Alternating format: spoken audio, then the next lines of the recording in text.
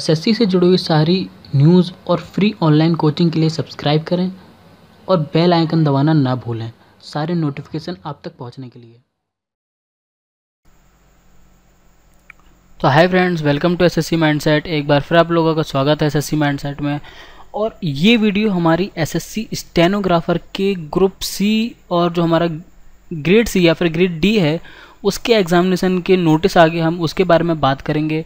इस पूरी वीडियो में हम देखेंगे कि क्या हमारा स्टेनोग्राफर होता है, क्या उसका करियर प्रोस्पेक्ट है, कैसे वो प्रमोशन पा सकता है, वो हम लास्ट में देखेंगे, ठीक है। पर शुरुआत में हम बात करेंगे पूरे जो नोटिस आया उसमें जो मेन पॉइंट्स हैं हमारे, जो हमारे लिए जानना ज़रूरी है वो हम देखेंगे। ये डेट्स क्या हैं, क्या हमारा प्रोसीजर है, सिलेक्शन प्रोसेस क्या है, प्लस क्या क्या हमारे एडवांटेज हैं, क्या डिसएडवांटेज हैं, ठीक है, गैजेट है, नॉन गैजेटेड है, ये सारी चीज़ें हम इसमें देखेंगे, ठीक है। मतलब छोटी से छोटी चीज़ जो हमारे लिए इम्पोर्टेंट है वो हम पूरे नोटिस में देखेंगे। और उसके बाद हम बात करेंगे कि कैसा इसका वर्कलोड रहता है, कि क्या काम रहता है, ठीक है, कहाँ कहाँ इसकी ज़रूरत पड़ती है स्टेनोग्राफर की, किसके अंडर ये काम करता है, कहाँ पर पोस्टिंग हो सकती है इसकी, साथ ही साथ करियर ऑप्शन कितने अच्छे हैं आगे चल के फ्यूचर में प्रमोशन के लिए, ठीक है। तो पूरा हम देखेंगे। तो आई होप कि आपके लिए बहुत हेल्पफुल रहेगा, पूरा देखिएगा इस वीडियो को अगर आप स्टेनोग्राफर के लिए फॉर्म भरना चाहते हैं तो, ठीक है। और इसके बाद मैं अगली वीडियो ये बनाऊंगा कि अभी शायद लगभग जितना आपके पास 6 महीने करीब होगा स्किल टेस्ट के लिए, तो आप स्किल टेस्ट के लिए 6 महीने में प्रिपेयर कर सकते हैं या नहीं कर सकते, मतलब स्टेनोग्राफर की अब जो होती है टाइपिंग वो सीख सकते हैं या नहीं सीख सकते हैं, ठीक है। उसके बाद ये वीडियो मैं कल डालूंगा कि आपके लिए कितना इंपॉर्टेंट है आने वाले 6 महीने स्टेनोग्राफर के लिए, ठीक है। तो चलिए स्टार्ट करते हैं बिना कोई वक्त गवाए हुए। देखिए, जैसे आपको पता है कि जो एग्ज़ाम होना है वो कंप्यूटर बेस्ड मतलब ऑनलाइन होगा। अब क्लियर हो गया कि स्टेनोग्राफर का जो एग्ज़ाम होगा वो ऑनलाइन होगा और वो 4, ठीक है, 9 से लेके 7/9 तक होगा, मतलब 4 सितंबर से लेके 7 सितंबर तक, 7 सितंबर तक होगा। और जो देखिए नोटिफिकेशन ओपन हो चुके हैं और जो लास्ट डेट है वो है 15 जुलाई, ठीक है, 15/7/2017। ओके। तो देखिए अब इसके बाद एक चीज़ और आपको ध्यान देना है, जो अगर आप नोटिस में पहली लाइन इसको देखें, ठीक है, यहाँ से पता चलता है कि यार देखिए जो ये वर्क फोर्स है हमारा स्टेनोग्राफर का, ठीक है, ये एक जेंडर बैलेंस पोस्ट है। मतलब जेंडर बैलेंस्ड पोस्ट की बात करूँ तो ऐसा नहीं कि या सिर्फ मेल ही इसको भर सकते हैं या मैन भर सकता है। देखिए वुमेन के लिए बहुत अच्छी पोस्ट है ये, अगर वो स्टेनोग्राफर बनना है तो। क्यों? क्योंकि कोई ज़्यादा मेहनत का काम नहीं है, आपको एक सिर्फ बैठे जगह रहना। अगर आप कहीं जा रहे हैं तो आपको मिनिस्टर के ऑफिसर के साथ जाना है, सिर्फ वो जो बोल रहा है, कोई भी मीटिंग चल रही है उसको सिर्फ आपको नोट करते जाना है, ठीक है, और बाद में आपको उसका ट्रांसक्रिप्शन कर देना है। ट्रांसक्रिप्शन क्या होता है ये भी मैं आपको बताऊंगा जब मैं आपको बताऊंगा कि स्टेनो की आप प्रिपरेशन कैसे कर सकते हैं, ठीक है। उसमें मैं बताऊंगा कि आपको ट्रांसक्रिप्शन क्या होता है, इनक्रिप्शन क्या होता है, पूरा जो उसका मेथड है स्टेनो का वो भी मैं आपको बताऊंगा, ठीक है। देखिए मुझे प्रॉपर तरीके से स्टेनो की जो लैंग्वेज है वो आती नहीं है, पर हाँ मैंने उसके बारे में स्टडी करा है, इसलिए मैं आपको बता सकता हूँ। ओके। तो देखिए ग्रुप्स ग्रेड सी है आपका और ग्रेड आपका डी है, ठीक है। अगर बात करें इसकी तो सबसे पहली जो चीज़ है, ठीक है, वो सबसे पहली चीज़ है कि अगर आप हेयरिंग इम्पेयर्ड पर्सन हैं तो आपके लिए ये पोस्ट सुटेबल नहीं है। अगर मतलब देखिए वैसे अगर मैं बोल रहा हूँ तो मतलब लोगों को सुनाई दे रहा होगा, पर बाय चांस अगर आपकी जानकारी में भी कोई हो जिसको सुनाई नहीं देता है तो उसे बता दीजिए कि ये पोस्ट आप लोगों के लिए नहीं है जिनको सुनाई नहीं देता है, मतलब क्योंकि वहाँ पर क्या है आपको सुनकर लिखना पड़ेगा, ठीक है, इसलिए आप लोगों के लिए ये नहीं है, ठीक है। उसके बाद देखिए बाकी रिजर्वेशन की प्रोसेस है पूरी, ये रिजर्वेशन होता है। और उसके बाद जो नेक्स्ट है कि आपकी जो एज लिमिट है वो 18 से 27 है, और जो 27 साल है वो आपकी 1 अगस्त 2017 तक होनी चाहिए। ओके। उसके बाद देखिए ये आपको जो रिजर्वेशन मिलता है वो एज के हिसाब से मिलेगा, जो आपको पैरा 5 में मिल जाएगा नोटिफिकेशन नोटिस के में ही। नोटिस का जो लिंक होगा, ठीक है, वो मैं आपको डिस्क्रिप्शन में डाल दूंगा कि यार आप यहाँ से देख लीजिए, ठीक है। नहीं तो आप एसएससी की ऑफिशियल वेबसाइट पर जाके आप डायरेक्ट नोटिफिकेशन डाउनलोड कर सकते हैं, ठीक है, आप देख लीजिएगा। बाकी देखिए वो 5 साल 3 साल 10 साल का जो रिजर्वेशन मिलता है मैं उसके बारे में बात नहीं करूँगा, ये इतना इंपॉर्टेंट नहीं है मेरी नज़र में, क्योंकि देखिए रिजर्वेशन जिसको चाहिए वो ले लो, वो उसका हक है, ठीक है। पर एग्ज़ाम के लिए रिजर्वेशन होना ना होना ये हमारी स्टडी से अलग होता है, ठीक है। तो मैं सिर्फ स्टडीज़ के बारे में बात करूँगा, रिजर्वेशन के बारे में बात नहीं करूँगा, ठीक है। देखिए एक्स सर्विसमैन का आ गया, ये एक्स सर्विसमैन की सारी डिटेल्स हैं, ठीक है। ये सब रिजर्वेशन से रिलेटेड है। यहाँ पर आता है आपका एजुकेशन क्वालिफिकेशन की मैं बात करूँ तो एजुकेशन क्वालिफिकेशन जो है वो है आपका 12th क्लास, ठीक है। 12th क्लास मांगा गया है, ठीक है। आपको ये ध्यान रखना है कि हमें 12th क्लास मांगा गया है किसी भी रिकॉग्नाइज्ड बोर्ड और यूनिवर्सिटी से, ठीक है। और जो क्वालिफिकेशन है वो 1 अगस्त 2017 से पहले उसका प्रूफ होना चाहिए कि हाँ आपने 1 अगस्त 2017 से पहले पास कर ली है, ठीक है। और अप्लाई कैसे करना है, देखिए अप्लाई मैं आपको अभी भी कहूँगा कि ऑनलाइन मोड है उसका, ठीक है। इसमें कोई प्रॉब्लम की बात नहीं। वेबसाइट जो है वो http://ssconline.nic.in है, ठीक है। ssconline.nic.in 100 रुपये का फ़ीस है जो सिर्फ जर्नल कैंडिडेट्स के लिए है, वो भी जो मेल हैं, ठीक है। ओबीसी और जो जर्नल के लोग हैं उन जो मेल हैं उनके लिए 100 रुपये है। बाकी जो वुमेंस कैंडिडेट हैं या फिर जो SC ST से आते हैं उन या एक्स सर्विसमैन हैं उनके लिए ये फ्री है, ओके।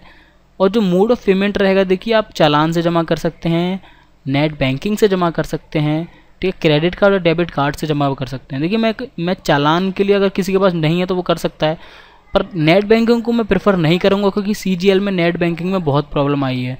और एक चीज़ आपको ध्यान रखिएगा, देखिए प्रॉब्लम कब आती है, देखिए जब भी आप डेबिट कार्ड से पेमेंट करेंगे तो बीच में वो कई सारे ऑप्शन देता है, तो उसे ध्यान से पढ़िए और फिर यस और नो करिएगा। अगर आपने गलती से कोई यस बोल रहा है और आपने नो कर दिया और एक बार गलती से भी आपका कहीं पेमेंट बीच प्रोसेस में अटक गया या आपने कैंसिल कर दिया तो सोच लीजिए बहुत प्रॉब्लम आती है। 48 घंटे तक आप मुश्किल ही वो आपको एरर देता रहेगा, एरर शो करता रहेगा, ठीक है। फेलियर आपको बताता रहेगा। तो आप पेमेंट के ऑप्शन पे सिर्फ तभी जाइएगा जब आपको लगे कि हाँ मुझे पेमेंट करनी है, बीच में रुकना नहीं है, ठीक है। क्योंकि कई सारी प्रॉब्लम अभी भी आ रही हैं CGL के में कि यार बहुत प्रॉब्लम आ रही है। CGL का फॉर्म वैसे अपडेट खत्म हो गई है, ठीक है, 5 बजे तक था, पर बहुत प्रॉब्लम आई है स्टूडेंट्स को, ओके। उसके बाद देखिए ये सारी जगह हैं कहाँ कहाँ पर रीजनल ऑफिसेज हैं, कहाँ कहाँ आपका कोड पड़ेगा, ठीक है। ये आप देख सकते हैं अगर आपको कोई प्रॉब्लम आती है। अब आते हैं हम स्कीम ऑफ एग्जामिनेशन के बारे में, क्या स्कीम रहेगी एग्ज़ाम की, कितने उसमें सेक्शन होंगे और कितने कितने उसमें पार्ट आएंगे, कितने कितने नंबर के आएंगे, ठीक है। देखिए 2 घंटे का एग्ज़ाम होगा आपका, ठीक है। और जो हैंडीकैम्प हैं, जो विजुअल हैंडीकैम्प हैं, उनके लिए 2 घंटे 40 मिनट का 40 मिनट एक्स्ट्रा मिलेंगे, ठीक है। 3 इसमें पार्ट होंगे। जो पहला पार्ट होगा वो होगा जनरल इंटेलिजेंसी और इंजीनियरिंग रीजनिंग का, 50 क्वेश्चन होंगे और 50 मार्क्स का ये होगा। उसके बाद आएगा जनरल अवेयरनेस जिसमें आपकी GK, static GK, current affairs वगैरह आएगी, जो 50 क्वेश्चन होंगे और वो होगा 50 मार्क्स का। और उसके बाद जो आएगा वो आएगा आपका इंग्लिश लैंग्वेज एंड कॉम्प्रहेंशन, ठीक है। इंग्लिश का आएगा वो होगा 100 मार्क्स का और 100 क्वेश्चन का। टोटल आपका बैठ रहा है 200, ठीक है। 200 आपका टोटल है, 2 घंटे का इसका टाइम है। देखिए सारे आपके जो होंगे मैं आपको बता दूं, ये हिंदी इंग्लिश दोनों में होंगे, मल्टीपल चॉइस क्वेश्चन होंगे, ठीक है। हिंदी और इंग्लिश दोनों में होंगे, सिर्फ पार्ट 3 को छोड़ के, क्योंकि पार्ट 3 सिर्फ इंग्लिश का है तो वो इंग्लिश में ही आएगा, हिंदी में नहीं आएगा, ओके। नेगेटिव मार्किंग 0.25 मार्क्स की है, ये भी आपको याद रखना है, ठीक है। अगर आप कुछ भी छेड़खानी उसमें करते हैं, गलत कुछ करते हैं तो आपको डिस्क्वालीफाई कर दिया जाएगा, ये भी आपको याद रखना है, ठीक है। उसके बाद आता है स्किल टेस्ट इन स्टेनोग्राफी। देखिए स्किल टेस्ट का क्या प्रोसेस है मैं वो भी आपको बता देता हूँ कि सॉरी, जो स्किल टेस्ट होगा ना वो आपका क्वालिफाइंग नेचर का होगा, ठीक है। उसको सिर्फ क्वालिफाई करना है, उसकी कोई कट ऑफ अलग से निकल के नहीं आएगी कि हाँ आपके मार्क्स जुड़ेंगे, आपको वो सिर्फ कट ऑफ उसकी जो आएगी वो क्लियर करके आना है, ठीक है। इसमें देखिए जो है ना वो 10 मिनट में आपको इंग्लिश की या फिर हिंदी की स्पीड रखनी है 100 वर्ड पर मिनट, ठीक है। मतलब 10 मिनट में आपको 100 वर्ड्स लिखने हैं स्टेनो के लिए, जो है ग्रुप डी के लिए, ठीक है। ये ग्रुप डी की मैं ग्रेड सी की मैं आपको बता रहा हूँ, ठीक है। ग्रेड सी के लिए आपकी है 100 वर्ड्स और 80 वर्ड्स है आपका ग्रेड डी का, ठीक है। 80 वर्ड्स हैं आपके ग्रेड डी के और 100 वर्ड्स हैं आपके ग्रेड सी के, ठीक है। और देखिए उसके बाद आपका आता है ट्रांसक्रिप्शन। देखिए ट्रांसक्रिप्शन क्या होता है ये मैं आपको बताऊंगा जब मैं आपको बताऊंगा कि स्टेनो की प्रिपरेशन कैसे करनी है, मतलब जो लैंग्वेज है, ठीक है, स्टेनो की जो स्किल टेस्ट है उसमें उसे कैसे करना है, तब मैं बताऊंगा ट्रांसक्रिप्शन क्या होता है। और ट्रांसक्रिप्शन का टाइम देखिए कितना दिया गया, जो ट्रांसक्रिप्शन है उसका टाइम दिया गया 50 मिनट और 65 मिनट, ठीक है। 50 मिनट और 65 मिनट का टाइम दिया गया है हिंदी और इंग्लिश के लिए।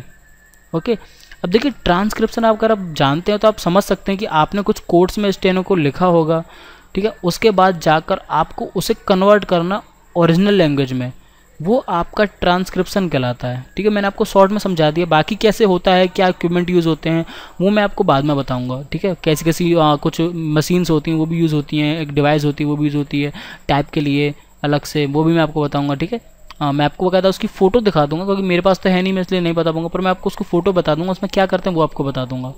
ठीक है, बाकी देखिए 40 मिनट का ये होता है और ग्रेड सी के लिए, और 55 मिनट का हिंदी के लिए। ठीक है, ट्रांसक्रिप्शन की बात कर रहा हूँ।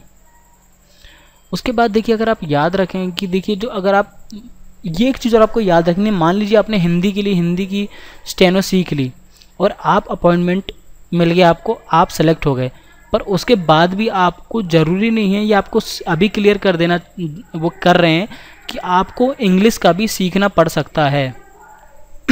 ठीक है, डिपेंड करता है कि आप कौन से डिपार्टमेंट में जा रहे हैं। अगर आप ऐसे कुछ डिपार्टमेंट में चले गए जहाँ पर इंग्लिश की नीड है, तो आपको इंग्लिश की स्टेनोग्राफी सीखनी पड़ जाएगी, वो वहाँ पर क्लियर ही पहले से आपको बता दे रहे हैं।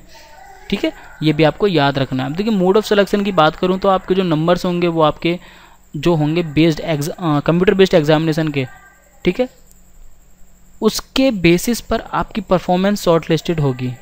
ठीक है, शॉर्ट लिस्ट होगा, उसके बाद जो कैंडिडेट क्वालिफाई करेंगे स्किल टेस्ट में, ठीक है, और उसके टोटल मार्क्स होंगे आपके कंप्यूटर बेस्ड एग्जामिनेशन के, ठीक है, उसके बेस्ड पर आपका पूरा जो होगा सिलेक्शन वो होगा। ठीक है, ये भी आपको याद रखना है। मतलब आपने पहले स्किल टेस्ट था, ठीक है, स्किल टेस्ट में मान लो आपने क्वालिफाई कर दिया, ठीक है, उससे पहले आपका एक रिटन हुआ होगा, रिटन आपको क्लियर करना होगा। ठीक है, आप जब रिटन क्लियर कर लेंगे उसके बाद आपका स्किल टेस्ट होगा। अगर आप स्किल टेस्ट को क्लियर कर लेते हैं तब आपको मेरिट लिस्ट में जगह मिलेगी कट ऑफ के हिसाब से। ठीक है, मतलब आपका रिटन टेस्ट मायने रखता है बहुत। देखिए मेन आपका रिटन टेस्ट है, रिटन टेस्ट आपने क्लियर कर लिया, उसके बाद आपको क्वालिफाई करना है सिर्फ स्किल टेस्ट, बाकी फिर उसके बाद आपकी मेरिट लिस्ट बनेगी। ओके, ये आपको याद रखने हैं।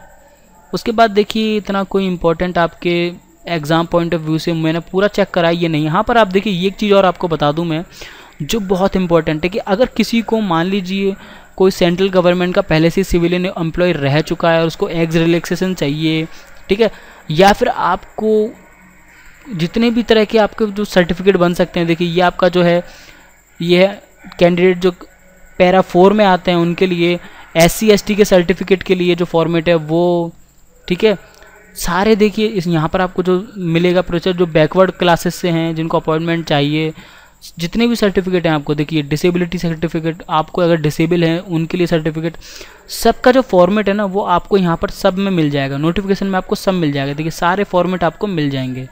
ठीक है, तो ये आपको याद रखना है। अब हम बात करते हैं, ठीक है, किसके बारे में, कि अब इसमें आपका जो करियर बेस्ड जो मैं आपको पूरा बताऊँ। देखिए आप इसमें ग्रुप X, अगर आप बात करें ग्रुप D की, ठीक है, तो इसके अंदर 2 कैटेगरी होती हैं, ग्रुप X और ग्रुप Y। ठीक है, मतलब D है आपका, ठीक है, D के अंदर आपका एक X है और एक Y है और एक है आपका C। देखिए C की मैं अगर बात करूं तो C आप जाएंगे सीधे दिल्ली, मोस्टली दिल्ली ही होती है। C जो ग्रेड C है आपका उसकी पोस्ट मोस्टली दिल्ली में आएगी। और ग्रुप X की बात करूं तो देखिए ग्रुप X की भी मोस्टली आपकी दिल्ली में आएगी। ठीक है, दिल्ली। अगर हम बात करें ग्रुप Y की तो ग्रुप Y क्या होगा, जितने भी आपके जो ऑफिस या डिपार्टमेंट होंगे सेंट्रल गवर्नमेंट के, कहाँ स्टेट्स में, वहाँ पर आपकी पोस्टिंग होगी अगर आप ग्रुप Y में आते हैं। देखिए अगर आपको अच्छी पोस्ट आती है तो आपको अगर ग्रुप C मिलता है तो आप दिल्ली में रहेंगे या फिर X में। ठीक है, अगर आप Y में आते हैं तो आपको उसी प्रदेश के सेंट्रल गवर्नमेंट के डिपार्टमेंट में आपको जॉब मिलेगी। साथ ही साथ देखिए अगर बात करूँ इसका काम क्या होता है, देखिए अगर हम इसके काम के बारे में बात करें तो स्पीच राइटिंग जो होती है, ठीक है, स्पीच राइटिंग मतलब कोई बोल रहा है आप उसे लिख रहे हैं, ठीक है, प्लस आपको प्रेस कॉन्फ्रेंस में जाकर आपको उसकी ब्रीफिंग करनी पड़ सकती है कि आप प्रेस कॉन्फ्रेंस हो रही है उसमें आप नोट्स बना रहे हैं। आपने देखा हो कई लोग लिखते रहते हैं तो वो नॉर्मली नहीं लिखते, वो स्टेनोग्राफर होते हैं। ठीक है, आप मिनिस्टर या किसी ऑफिसर को असिस्ट कर सकते हैं, मतलब उसके अंडर काम कर सकते हैं, वो जो बोल रहा है, वो जो टॉपिक्स बता रहा है आपको उसको लिख कर नोट करना पड़ेगा, ठीक है, आगे प्रोसीड करने के लिए। आप पब्लिक रिलेशंस में जाके हेल्प कर सकते हैं, ठीक है, बड़े बड़े जो मीटिंग्स होती हैं वहाँ पर जाके आप रेगुलर बेसिस पे आप काम कर सकते हैं। अगर बात करो फिर इसके बाद कैरियर प्रोस्पेक्ट की, देखिए प्रमोशन की, ठीक है, तो देखिए एक लिए लिमिटेड अपॉर्चुनिटी होती है इसमें प्रमोशन के बारे में, ठीक है। आपको इतनी जल्दी प्रमोशन नहीं मिलता है क्योंकि आप स्टेनोग्राफर हैं, आपको वो किस पोस्ट में भेजेंगे। अगर आपके पास मान लीजिए क्वालिफिकेशन है, ग्रेजुएशन है, तो आप किसी अदर पोस्ट के लिए अप्लाई कर सकते हैं, पर अगर आपके पास वो नहीं है तो आप नहीं कर पाएंगे किसी और एग्जामिनेशन में 12th से रिलेटेड किसी भी पोस्ट के लिए, ठीक है। और अगर आपने देखिए स्टेनोग्राफर की जॉब कर रहे हैं और आपने एग्जामिनेशन जो पास कर लिया है, ठीक है, डिपार्टमेंटल एग्ज़ाम, तो आपको हायर ग्रेड मिल सकता है, ठीक है। तो देखिए ये पूरी एक डिटेल थी स्टेनो के लिए जो मुझे लगा आपके लिए इंपॉर्टेंट थी। तो आई होप कि आपको पसंद आई होगी। अगर पसंद आई है यार, समझ में आया है, हेल्पफुल लगा है, तो प्लीज़ इस वीडियो को लाइक कीजिए। कुछ पूछना चाहते हैं तो कमेंट कीजिए, और अगर आप पहली बार इस वीडियो को देख रहे हैं तो यार सब्सक्राइब कीजिए। ओके।